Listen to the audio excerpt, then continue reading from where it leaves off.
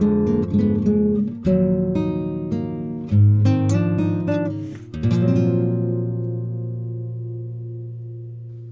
everybody! I know exactly why you are here. Today we take a look at my very first, oldest sketchbook. I have used and finished this one in the years 2015 and 2016, so this should be an exciting little time travel. Let's take a look at the front page here. It's a bit like a leather texture, a kind of thick marbled paper. It's great for drawing with fine liner, and with the very first sketchbook I started my tradition of decorating the cover with an illustration and then writing the date on the spine. And I have actually shown this book before in my very first sketchbook tour, but at that time I decided that I would show my second sketchbook because the pages of this book here are very sleek and I drew a lot with pencil. The drawings are very light and not so easy to see.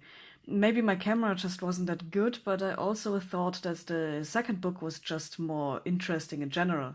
But now I decided to show the book anyway, as a little treat to mark the start of my Patreon page. Because as I noticed, the sketchbook tours are one of your favorite formats, and because of the great demand from your side, I think that the book here is maybe more interesting than I thought. But now we are finally opening it. The first page is left empty because it folds over and stands up stupidly, and when you want to fold it down, the book simply closes again. What I haven't done with this book is the welcome page. In later sketchbooks I started to draw a self-portrait as a way of capturing the period of life I was in when I made the book. But here in the book I immediately started to sketch, of course with a really hard pencil so that everything is light on the slick sheets and you can't see shit. As I said, the book is from 2015, so I hoped that the viewer will notice a certain contrast to what I produce today, and that you can see a certain development in the skill level. I drew a lot of faces, drew scary stuff, drew funny stuff. Here I switched my brain on for a bit and worked with fine liner, which you can see much better in real life, and probably also with the camera than the pencil drawings. At that time I was planning to draw a comic book, but then my tattoo career really took off with self-employment and everything. So I finished my apprenticeship, moved and started in a new studio. I couldn't find the time to actually do the comic then. I uploaded some first pages on animex.de and even in English on DeviantArt, but I never continued. Sure, I have to be that honest, that was not only because of the lack of time, but also because I lacked the ability to follow through with something. How many started webcomics or fanfiction do you know which were put on ice at some point? The story itself was actually finished, I just never got further than the first few pages. Here you can see even more. This is the main character, Ravenmind. By the way, she's also on the cover here. Here together with her sidekick, Trudner the Raven, and they were supposed to have Monster of the Week-like adventures. She was a witch and Trudner was the pet companion. And there I doodled some different outfits for the character. There's a winter coat, there's a summer dress, a little bit of diversity in the outfits, because I don't like it when characters always wear the same things, and my goal was that the character would have a recognition value. Even if she put on fresh garments like a real person. I wanted it to feel less like a cartoon and more like a graphic novel. That was also the time where I had a short glimpse into the LARP scene, you know, live action roleplay. In this case, post-apo LARP. And there I drew our actual costumes. This one over here, some of you might remember, I used that drawing to make an actual painting. And I even uploaded it as a time-lapse video on YouTube later. Here's a man with an unnecessary thick neck. And here are horses. Horses were important in the first episode of Ravenmind. The horse was an important character in the story and I couldn't draw any horses at all, so I studied the anatomy for a bit, from photos and all that. There will be more of that later. This Ferris wheel here was actually supposed to be a tattoo design. Unfortunately, I made my first experiences here with when you send a finished design to your clients and you never hear from them again. Maybe they took the tattoo motif and ran to a cheaper tattoo artist. Maybe they just didn't like it and then decided not to ask for another or anything. The artist, of course, is not happy about all that. After all, they have put a lot of work into it. And that is also the reason why many tattoo artists show the design only after the client has paid a deposit, or even with an appointment only, and do not send it via email before. Because you just don't want to waste precious time on creativity. Here's once again a bigger picture. During this time I have been drawing almost exclusively with pencil and fine liner, painted only digitally. Also the pink you see here was not a color accent, but just a little more detailed work on the sketch before I wanted to do the clean lines. But I left it unfinished, like so many other things. But I managed to get some of my ideas down on paper, which I might take up again one day. That's also a useful thing when you create sketchbooks that you can flip through again. There you can find old, never used ideas that you can take up again with new quality. Or you can even draw new inspiration from the old things and create ideas you might not have thought of back then. So now here's stuff for the comic again. I've been practicing facial expressions. I wanted to create a more serious mood though, especially with the gothic atmosphere and just a pinch of humor here and there, and I didn't want to overdo it.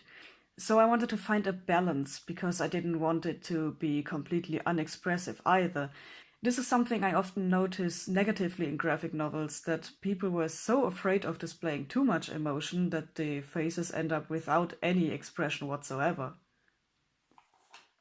Here's the horsey again. And down here something interesting. I actually made storyboards and arranged the composition of the individual panels for the first comic pages. They came out like this later. Let's just blend that in for a moment.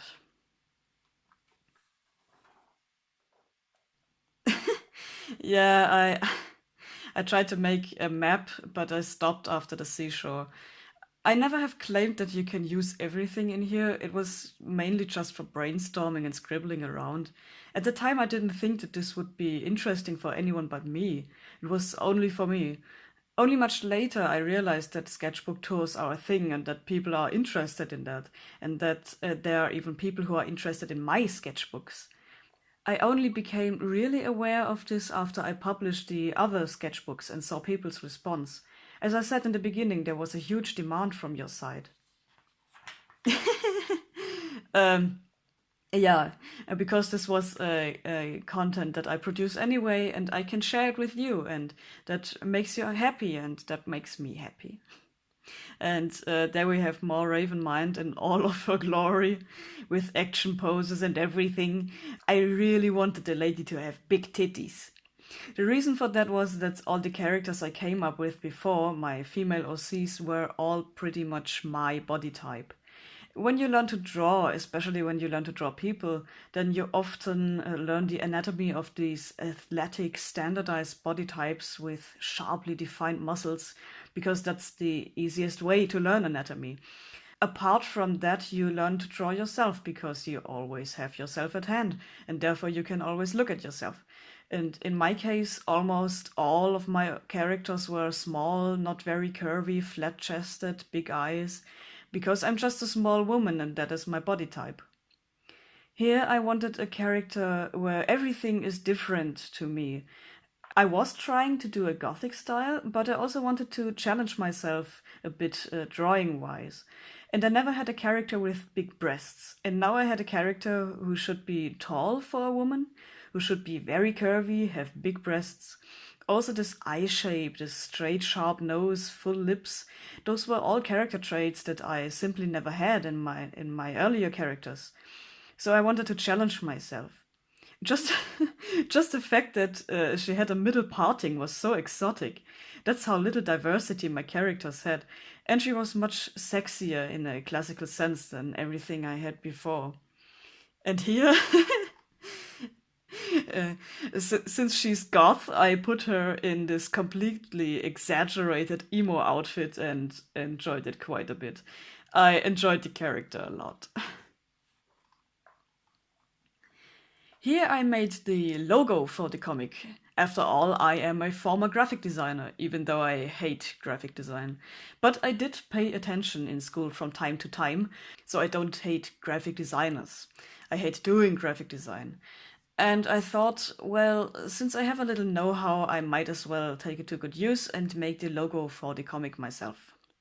Then I tried out a few things here, and I'll just show you right here how it turned out later. Here I got, oh, you can see that very, very badly. I made some sketches how I want to design the cover for the comic, and I chose the one with the horse. Today I would probably choose a different idea, but back then I intended that once I finished the comic, I would have it printed. Well, I didn't expect that that it would be sent to a publisher, but there are some companies where you can get a photo album printed, and I just wanted to have it as a bound book for me. So I imagined how it would look on the shelf and decided on the horse design. Today I think that above all else I want people to read it, and I would have published it mainly as a webcomic anyway, and maybe I would have changed my mind accordingly. Now we have a real picture, clean and without any messy lines. I think it was even a wanna-do design. At the time I was not sure in which direction I should go with my tattoo style. Of course this would have been colorful. If this was just tattooed with lines it would look very unfinished. Anyway, it hasn't become the tattoo style I am aiming for today. Here's the same thing. This was all back in the day of my second tattoo studio. This one was again very inspired by the memories of my time as a LARPer. Same here. Now these are caricatures of people I met there and friends. It was at the Old Town Festival. More Ravenmind here. She always wore a choker. There was supposed to be a pendant in the front. It was an item that she would always wear and which would stay the same when changing outfits. In the end, I decided to use a clove blossom for the pendant. Some more impressions from Old Town Festival, and here I tried to make really cool experiments with colored fine liners, some deliberate color accents for a change, and really cool patterns, really cool. Nice style, but I didn't pursue it further. Here I slowly started to use softer and thus darker lead pencils. I think the camera catches it a bit better than before. I was so motivated in the planning that I started to create characters for the second part of Ravenmind. There was this nerd metal guy, but I haven't even started to finish the first episode apart from the rough outlines of the story. Oh man. Yeah, maybe I'll translate that little hobbit scene for you guys in a sec.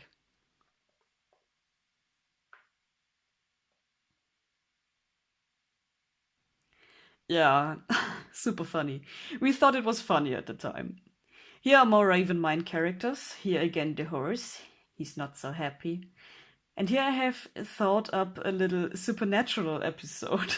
As a teenager during the first seasons, I was a huge fan of the show, but later on I didn't find it that interesting anymore.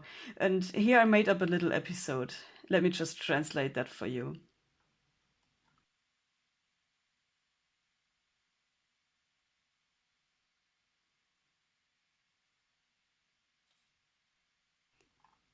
Super, super funny. Supernatural is super funny. Here we continue with pose studies and more caricatures of friends. All LARPers too. I almost slipped into the LARPer scene, but then somehow I didn't, and now I'm completely out of it again. I still know some of the people, but I myself lost interest. Great picture of Raymond Mind. Amazing leg pose. Somehow that's all. I like to think that I'm a bit better with anatomy today and can draw better poses, but sex sells, right? Panties are always good. The only thing I really like about this picture is the hesher in the raven's wing.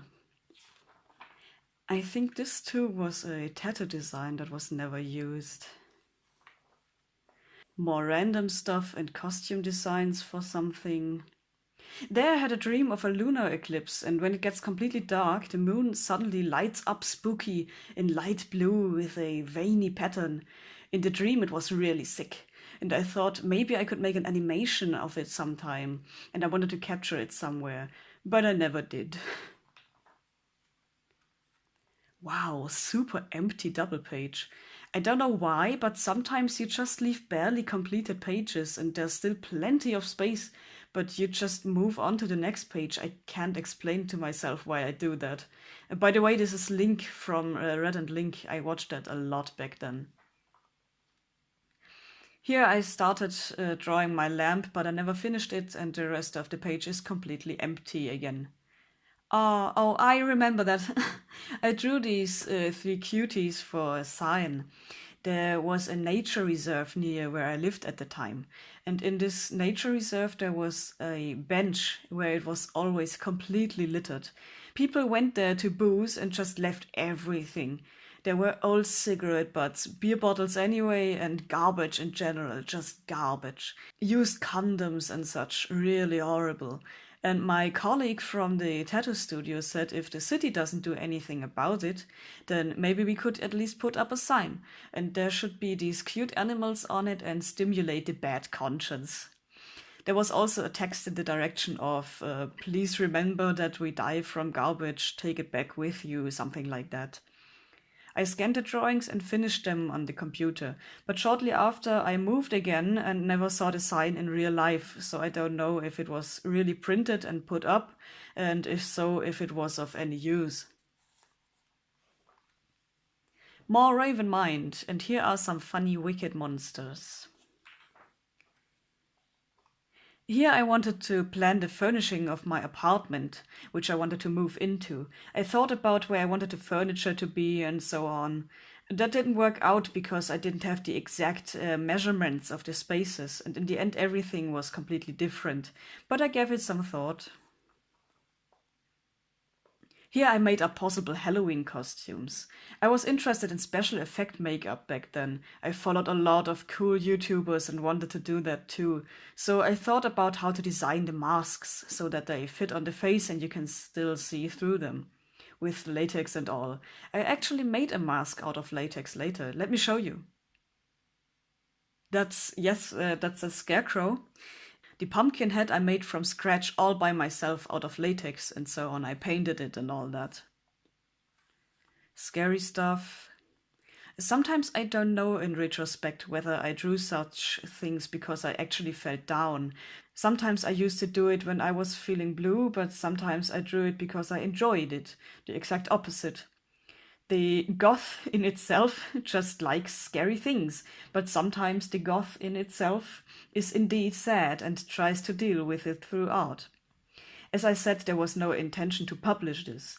Anyway, it's been too long, and with the best will in the world, I can't tell what the reason was. There I had some crafting ideas. Those were supposed to be a series of boxes you could throw money into, so it was like a piggy bank, but not a pig, so it would match the rest of the interior of the apartment I was dreaming of. Ah, here I practiced different body types.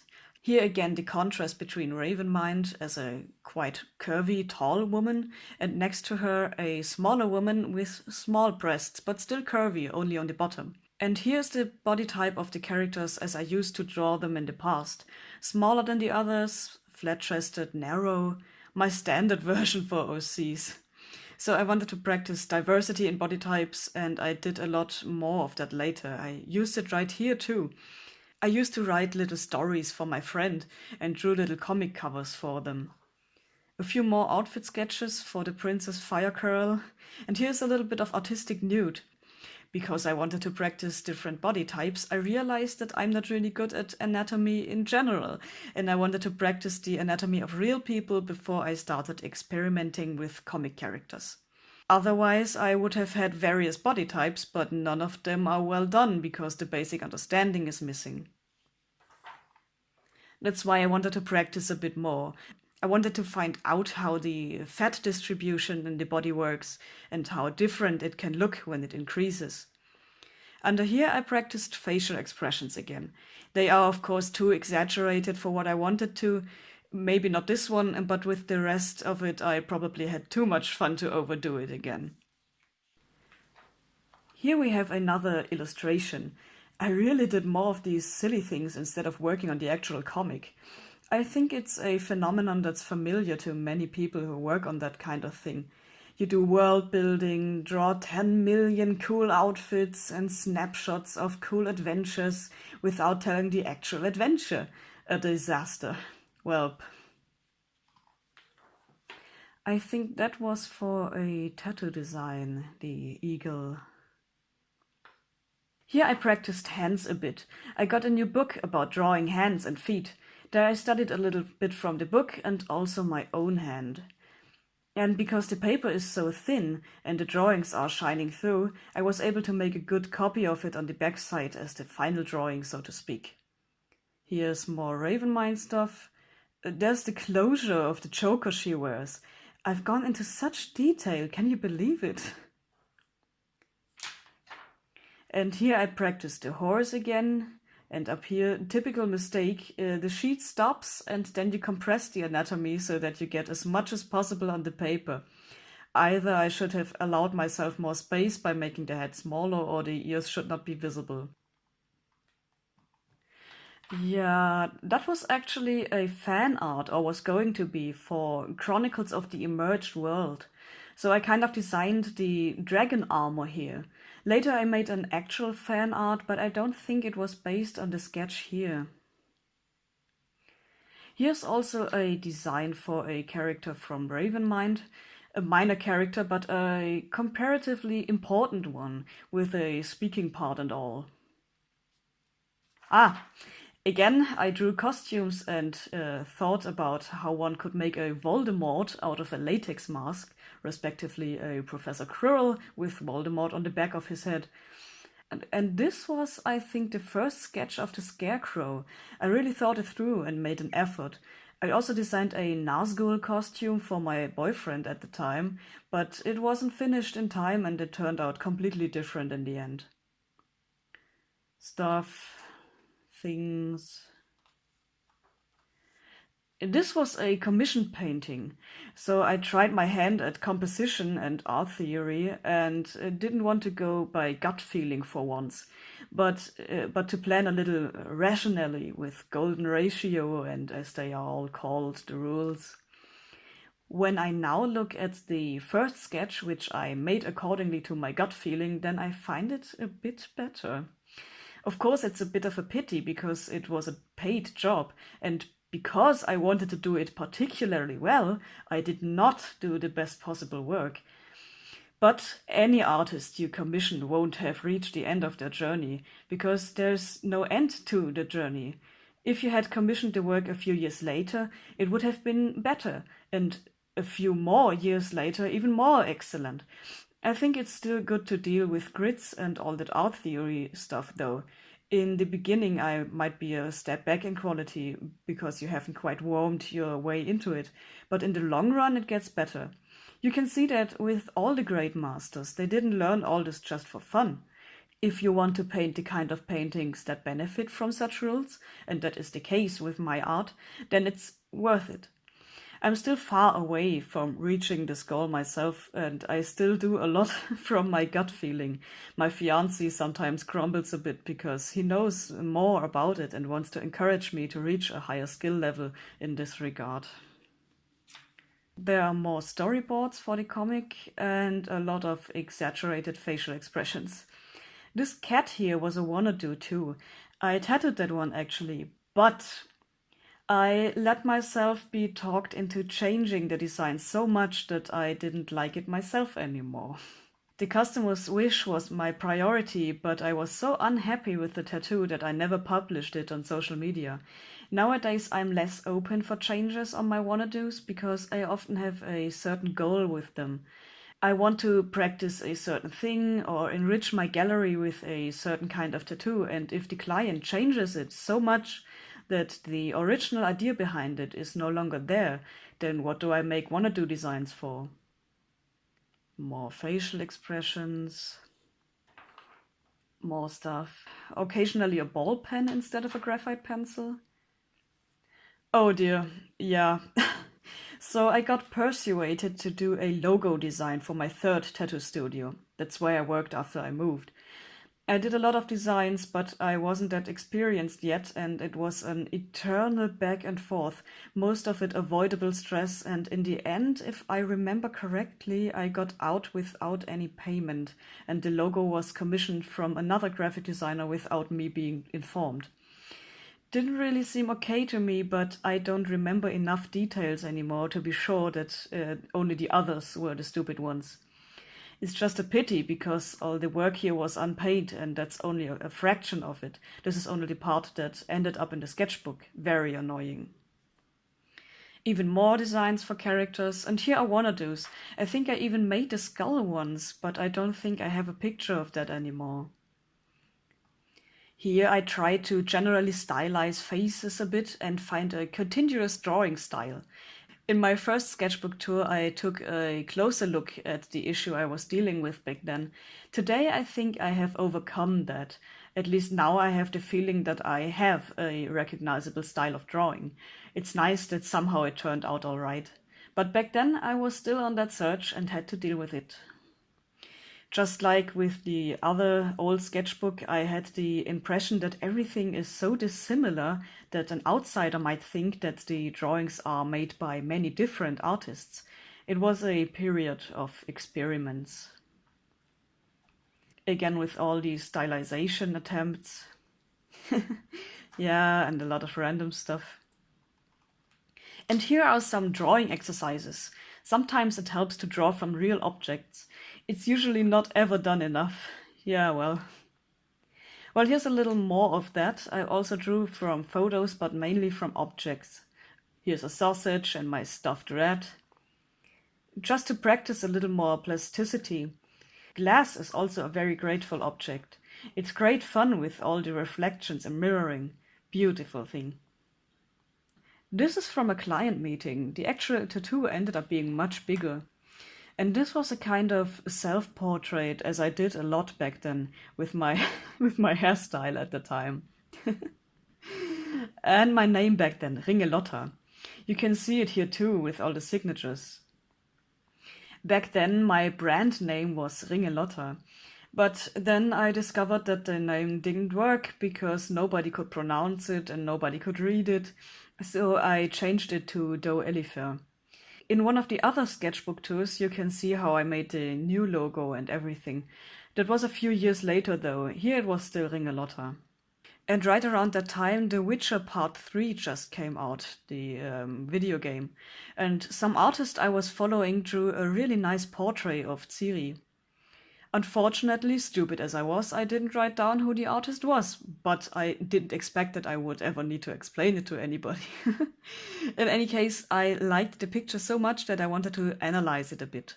It's a very common practice in art. People did it 300 years ago, copying paintings from a master you like in order to study and understand them. You can additionally learn a lot, and that's what I did there. There's a self-portrait. I was planning to let my hair grow long again and wanted to color it halfway. One half light, the other dark. Eventually I even did that. And that's when I dreamt about it and drew it. Today they are just black all over again. Here we have interior plans again, but we don't have any real apartments here now, which I wanted to furnish. But instead, this was supposed to be the furnishing of a multi-story house, which was a scenery for the comic. This was the old witch's home and also her magic shop. It had 2 floors, and that's where I started thinking about how it should be set up. Where are the hallways? Which doors lead where? And where's the furniture? I even got myself a 3D program where I could build the house and equip it with the furniture, where I could adjust the camera angle for the drawings and the comics, so I always knew which furniture and furnishings had to be visible in the background and at which angle. I put a lot of effort into that. I still have some files, but no software to open them, so it's basically all gone. Maybe it was all this effort that ruined the project in the end. Maybe I put so much time and energy into the preparation that I didn't have the nerve to produce the actual comic anymore. But this is just a thought, and actually, it was a lot of fun, and I don't really believe in that. I generally just lost my motivation, I guess, and I also never really liked the website animex.de, partly because of its usability and because I didn't get much response from readers, because people were mainly interested in anime, because that was the focus of Animex, but this was the only German website I knew of where you could upload webcomics. Today I could probably be proven wrong. On DeviantArt, on the other hand, I published in English, and my English wasn't that good, and everything was exhausting and stupid, so nah. More attempts to find a drawing style, but I hated it and I never continued with it. A lot of random stuff now. Just what you do with your sketchbook. This one was actually a costume design that I did on my second LARP. This was my last LARP festival. I made this headdress and wore a Indian sari.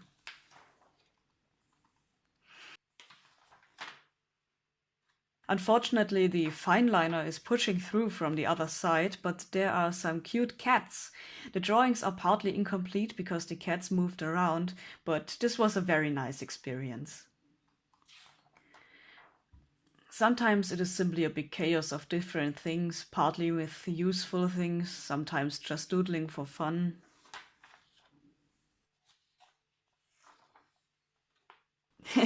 I wanted to learn how to draw shoes.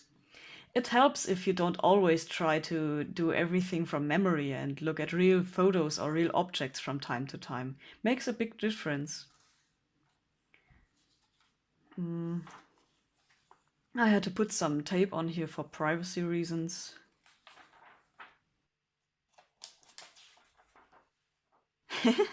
10 million little self portraits. Like I said, that bug eyed little creature is me. Here as clouds, as a starfish, as mermaid man. And here's a little caricature of my fiancé, not yet boyfriend at the time, getting angry about Catholics and politicians and jumping in their faces with his ass in anger. I remember that he was very happy at the time to find that someone would actually listen to his angry ranting and remember what he said. Yeah, very romantic in retrospect. This one I wanted to do as a real painting, but I never did, as so often. There's the pendant with the carnation blossom again, this time on a chain instead of a choker. By the way, a few pages have been torn out because a few things were too affected by negative memories. And I tore them out like a real angry ex-girlfriend trademark and threw them away. Some people would never ever throw drawings away, but I don't think those pages were a huge waste. Before I started making sketchbooks, I never kept anything or just very little, and these were things that made me particularly angry or sad, especially angry, and so I didn't fancy keeping them, so I threw them away. But those weren't really interesting things, just ex-boyfriend stuff. Here I wanted to make a series of tattoo designs with the theme of magic potion bottles. I think I even uploaded this one on my Facebook page back then. At some point I cleaned out my stuff, and at least back then there was no one interested. Maybe I will do this again sometime. Actually, it's not a bad idea as a tattoo theme. You can put a lot of different meanings into it, depending on what kind of magic potion it contains, and especially here with that one, you can make nice Harry Potter fan tattoos. So there is potential. Potent potion potential. Here's some more jokes. Hey, hey, it's even written in English. What was I thinking? You still can't read it though, because my handwriting is disgusting. But the punchline is that it's annoying when dates are cancelled at the last minute. Done 100,000 times. There I was commissioned to make flyers, also for the tattoo studio, but I think it never went beyond the stage here, and the flyers were never produced as such. Here are some more cute drawings of my fiancé and me. We started to romance each other a bit, and a short time later we became a couple. Very, very nice. Oh, Right. Yeah, that's when I was finally together with him. I was fine and everything was fine. I had the man of my dreams.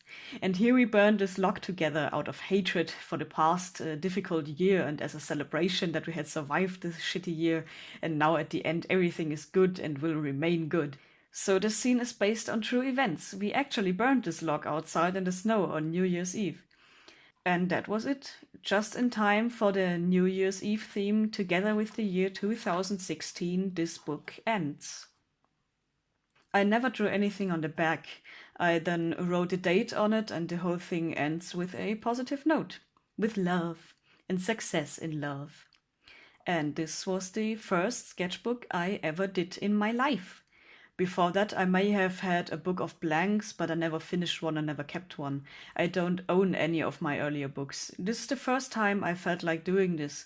That's when I fell in love with it and discovered the potential, the potent potion potential.